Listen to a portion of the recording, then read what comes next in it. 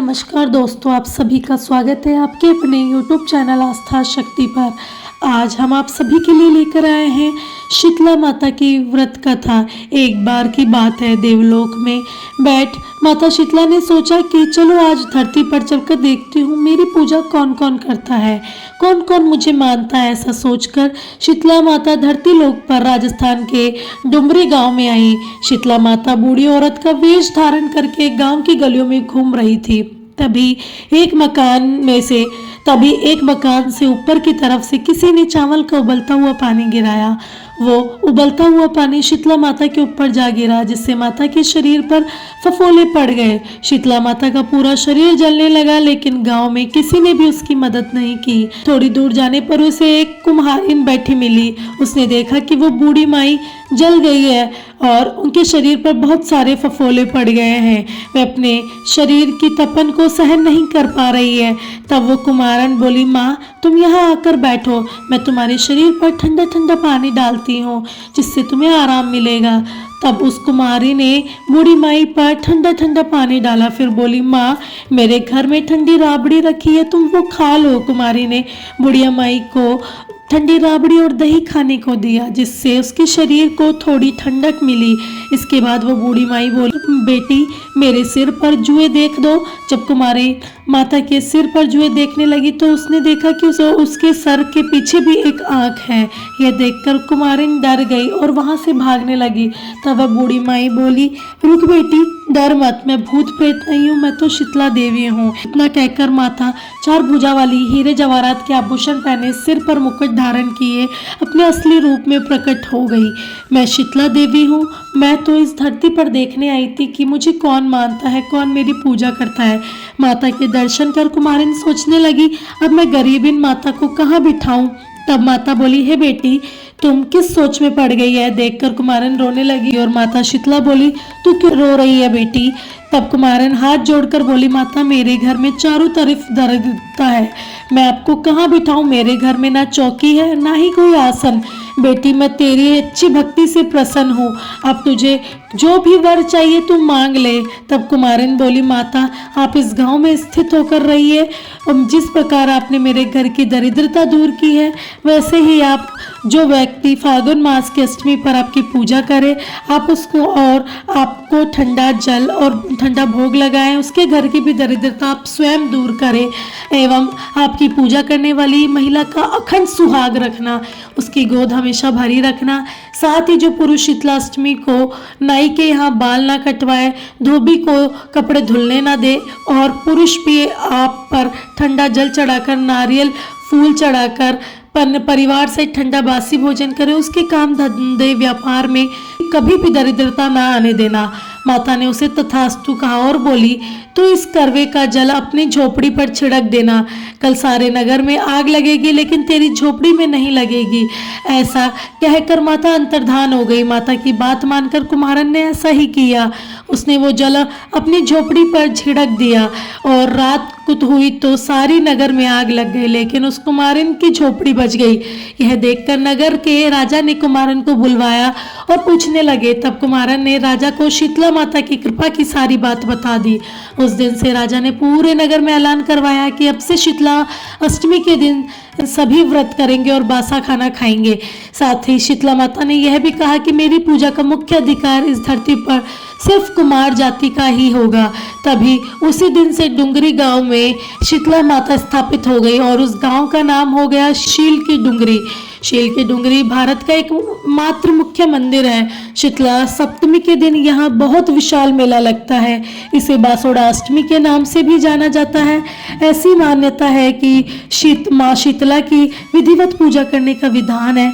ऐसी मान्यता है कि अगर जो व्यक्ति इस दिन व्रत रखता है उसे सभी रोगों से मुक्ति मिल सकती है। अष्टमी के दिन सुबह ब्रह्म मुहूर्त में स्नान करने के बाद शीतला माता के मंदिर में जल अर्पित करे, रोली, मेहंदी, हल्दी, अक्षत, कलावा अर्पित करे। इस दौरान मंत्र अवश्य बोले, वंदे हम शीतलाम देवीम रास भस्ताम दिगंबराम मार्जनी कलोशपाताम शूरपालंग कृतमस्तकाम। आटे के दीपक में घी और रुई की बाती लगाकर माता की प्रतिमा के सामने रख दें। बासी हलवा, पूड़ी, बाजरे की रोटी, पुए, राबड़ी आदि का भोग लगाएं। इस दिन शीतलाष्टक स्तोत्र का पाठ करें, साथ ही व्रती कथा सुने। जहाँ होली का दहन हुआ था वहाँ पूजन करें और पूजन सामग्री अर्पित करें। झारखंड की राजधानी रांची से करीब 80 किलोमीटर की दूरी पर रजरप्पा में छिन्नमस्तिका देवी का मंदिर है। यह मंदिर शक्तिपीठ के रूप में काफी विख्यात है। असम में स्थित मां कामाख्या मंदिर को दुनिया की सबसे बड़ी शक्तिपीठ कहा जाता है, जबकि दुनिया का दूसरा सबसे बड़ा शक्तिपीठ रजरप्पा में स्थित मां छिन्नमस्तिका देवी का मंदिर है। कहा जाता है इस मंदिर में बिना सिर वाली देवी की मां की पूजा की जाती है। मंदिर के अंदर जो देवी काली की प्रतिमा है उसके दाएं हाथ में तलवार और बाएं हाथ में अपना ही कटा हुआ सिर है। पर मां ने अपना शीश क्यों काटा और इस रूप का क्या नाम है, छिन्नमस्तिका कैसे पड़ा, इसका वर्णन पौराणिक कथाओं में अलग अलग रूपों में दिया गया है। जिनमें से प्रचलित एक कथा के अनुसार एक बार देवी पार्वती हिमालय भ्रमण कर रही थी। उनके साथ उनकी 2 सहेलियां जया और विजया भी थी। हिमालय पर भ्रमण करते हुए वे हिमालय से दूर आ निकली। मार्ग में सुंदर मंदाकिनी नदी कलकल करती हुई बह रही थी, जिसका साफ स्वच्छ जल देखकर देवी पार्वती के मन में स्नान की इच्छा हुई। जय विजय, मेरा तो मन स्नान करने को उत्साहित हो रहा है। मैं सोच रही हूँ मंदाकिनी नदी के जल में स्नान कर लूँ। चलो ना, तीनों मिलकर पहले स्नान कर लेते हैं। इतनी देर में ऐसे ही भ्रमण कर रहे हैं। तुमने कहा था कि हम कहीं रुक कर कुछ खाएंगे।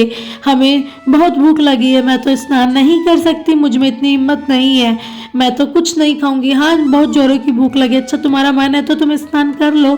जया के साथ साथ मुझे भी स्नान नहीं करना, पर तुम जल्दी से स्नान करके आ जाओ। कहीं ऐसा ना हो कि तुम स्नान करती रहो, भूख से हमारा शरीर काला पड़ जाए। जया और विजया, मनुष्य को हर हाल में संतुष्ट रहना सीखना चाहिए। थोड़ा धैर्य रखना सीखो। मैं पहले स्नान करके आ जाऊं, फिर तुम्हें कुछ खाने के लिए दूंगी। तब तक दोनों विश्राम कर लो। इसके पश्चात देवी पार्वती स्नान करने के लिए चली गई, पर उनको स्नान करने में अधिक समय लग गया। कुछ देर बाद जया विजया को भूख सहन नहीं हुई तो उन्होंने देवी पार्वती को फिर से पुकारा। पार्वती, अभी तुम्हें कितना समय लगेगा? जल्दी से नहा कर आओ, भूख सहन नहीं हो रही। तुम दोनों को बिल्कुल भी भूख बर्दाश्त नहीं है, ठीक से स्नान भी नहीं करने दोगी। आती हूँ, अब भूख लग रही है। एक माँ तो अपने बच्चों को भूखा नहीं रखती ना, तो फिर तुम हमें भूखा क्यों रख रही हो? पार्वती, स्नान छोड़कर हमारी भूख शांत करो। जया और विजया के बार बार हट करने के कारण देवी पार्वती को क्रोध आ गया। देवी पार्वती नदी से बाहर आ गई और अपने हाथों में उन्होंने एक दिव्य खंडक प्रकट किया और उस खंडक से अपना सिर काट लिया। देवी के कटे गले से रक्त की धारा बहने लगी। तीन प्रमुख धाराएं ऊपर उठती हुई भूमि की ओर आई। देवी ने कहा, यह लो जया विजया, तुम दोनों मेरे सिर के रक्त से अपनी भूख मिटा लो, अपनी भूख शांत करो। ऐसा कहते हुए दोनों देवी पार्वती जी का रक्तपान करने लगी। एक रक्त की धारा देवी ने स्वयं अपने ही मुख में डाल दी और वे भी रक्तपान करने लगी। देवी के ऐसे रूप को देखकर देवताओं में त्राही त्राही मच गई। देवताओं ने देवी को प्रचंड चंडिका कहकर संबोधित किया। ऋषियों ने कटे हुए सिर के कारण देवी का नाम छिन्नमस्तिका रखा।